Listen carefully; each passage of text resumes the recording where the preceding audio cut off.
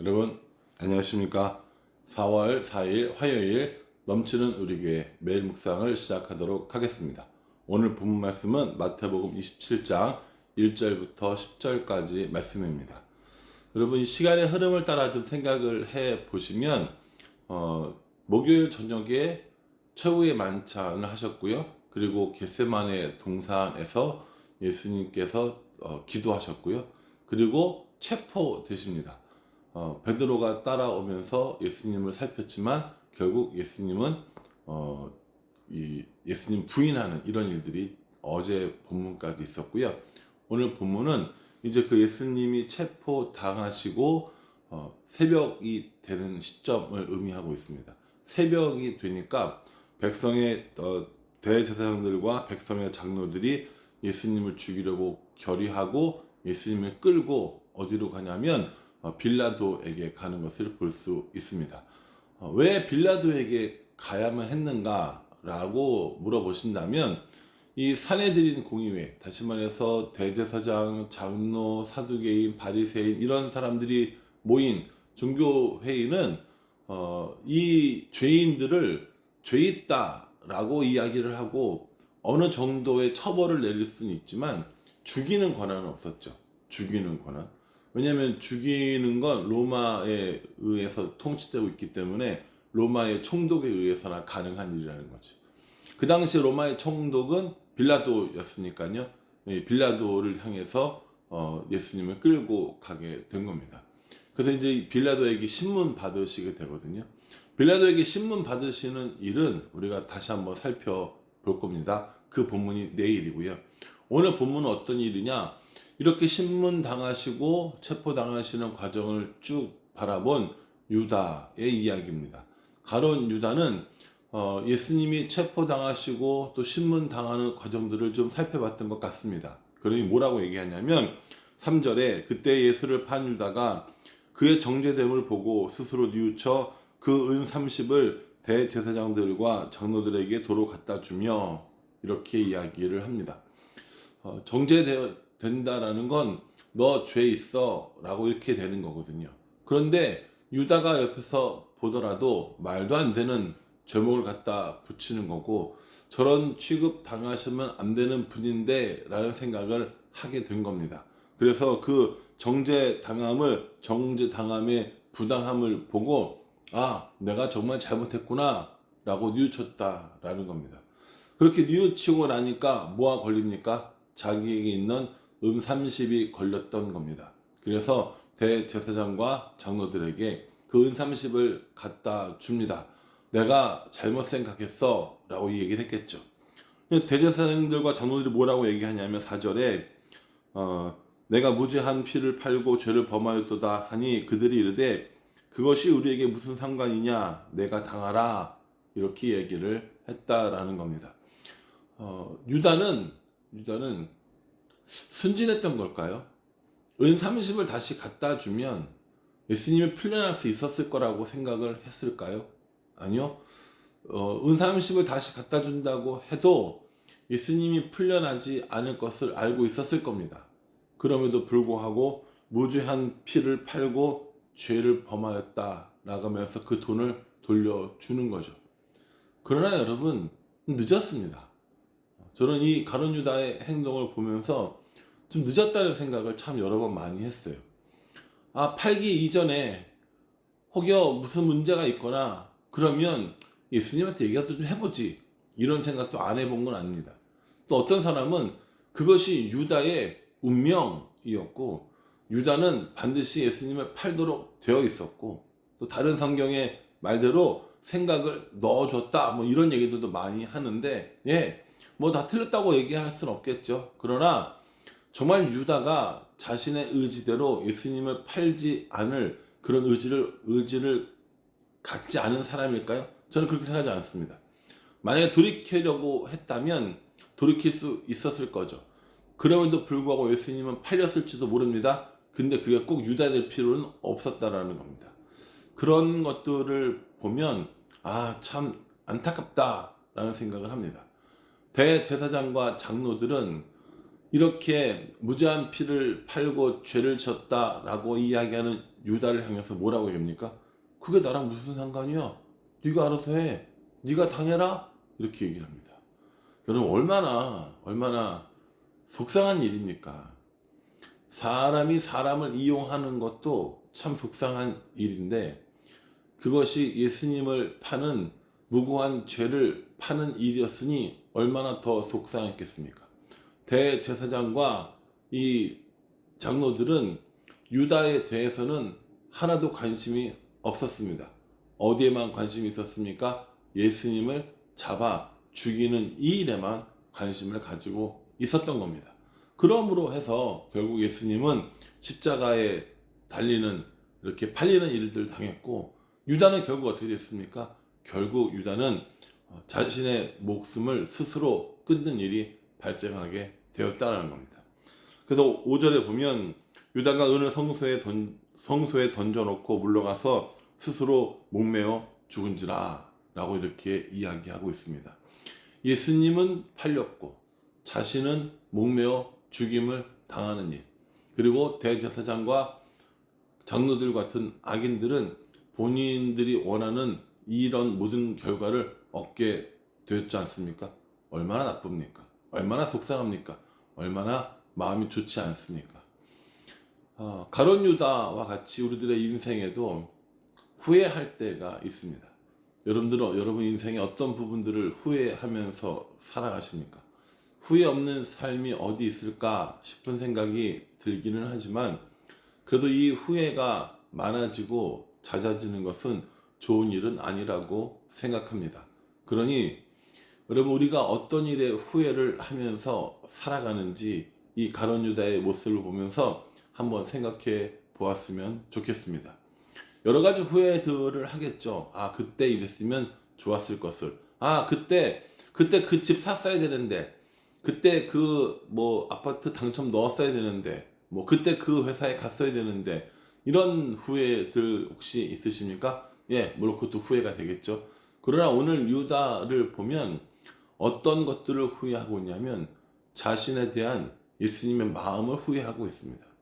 무지한 피를 팔고 죄를 범했다라고 이야기를 하고 있는 것이죠.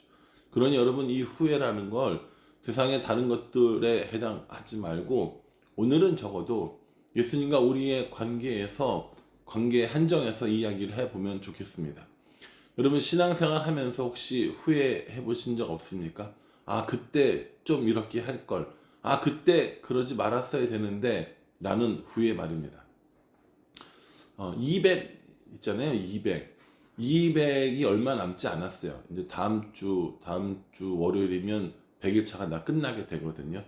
한 20일 정도 여러분들에게 그레이스 타임으로 해서 밀린 부분들을 좀 읽을 수 있는 시간들을 드리려고 합니다.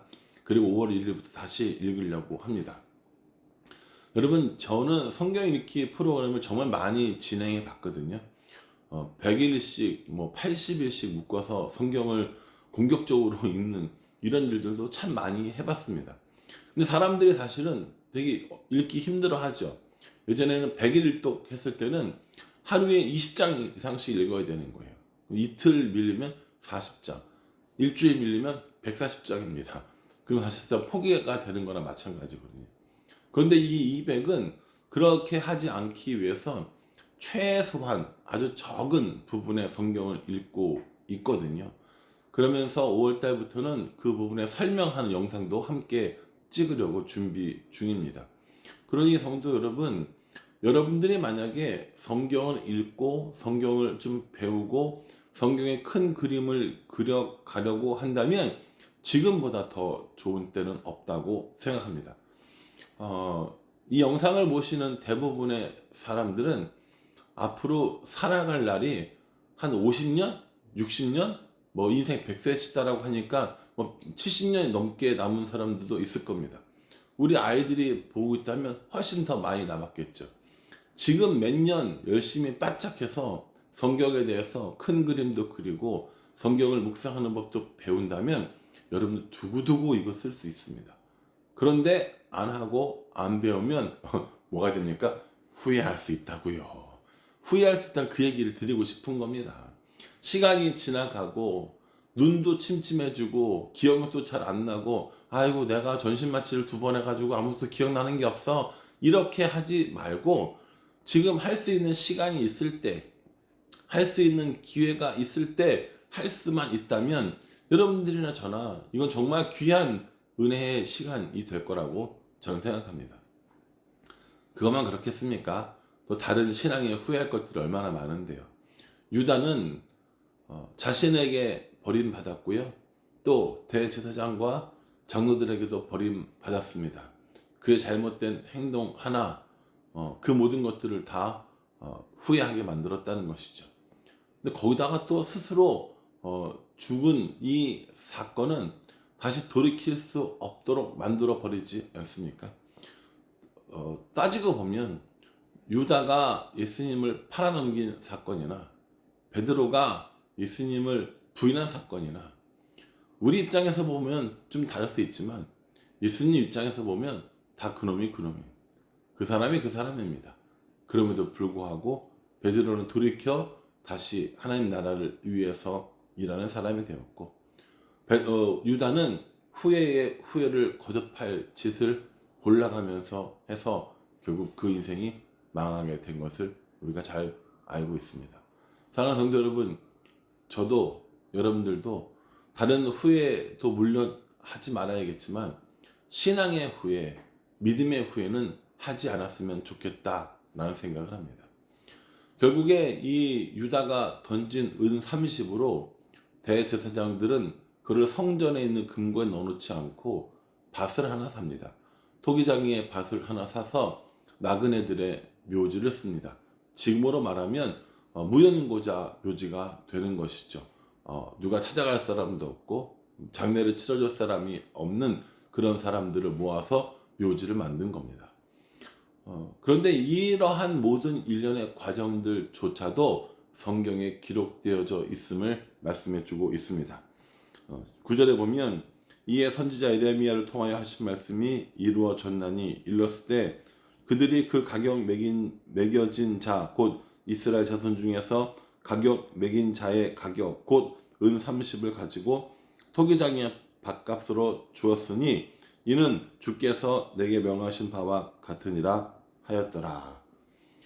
밭값으로 결국 팔리게 될 것이라는 걸 예레미야가 예언했고요. 그것을 인용한 건 스가랴서입니다. 어쨌든 간에 구약 성경에 이미 예언되어져 있었다라는 것을 강조하고 있는 것이죠. 사랑하는 성도 여러분, 어떤 사람의 죽음, 어떤 사람의 후회, 어떤 사람의 순종하지 못함으로 인해서 하나님 나라의 일이 발생될 수는 있지만 그렇다고 해서 그것이 그 사람이 하나님 나라에 사용됐기 때문에 복을 받는 건 아니지 않습니까? 하나님께서 어떻게 일하실지 알 수 없지만 굳이 내가 후회하고 굳이 내가 잘못하고 굳이 내가 죄 지을 짓을 뭐하러 하겠습니까? 우리는 신앙의 후회 없는 삶, 하나님과 동행하는 삶, 그런 삶을 살아가는 것이 필요하지 않을까라고 생각합니다. 그러니 저와 여러분 오늘 이번 고난주간에 묵상하시면서 후회하는 삶, 또 다른 사람을 아프게 속상하게 하는 이런 일들보다는 하나님과 동행하는 삶을 구하고 또 그런 삶을 추구하는 저와 여러분들이 되었으면 좋겠다라는 생각을 합니다. 고난주간에 더 특별히 의미 있게 다가오는 말씀이니까 이 말씀 깊이 묵상하시고 오늘 우리가 말씀 따라 살아갈 수 있도록 함께 기도해 주시기를 주님의 이름으로 축복합니다. 기도하겠습니다. 하나님, 예수님께서 체포당하시고 유다는 후회를 합니다.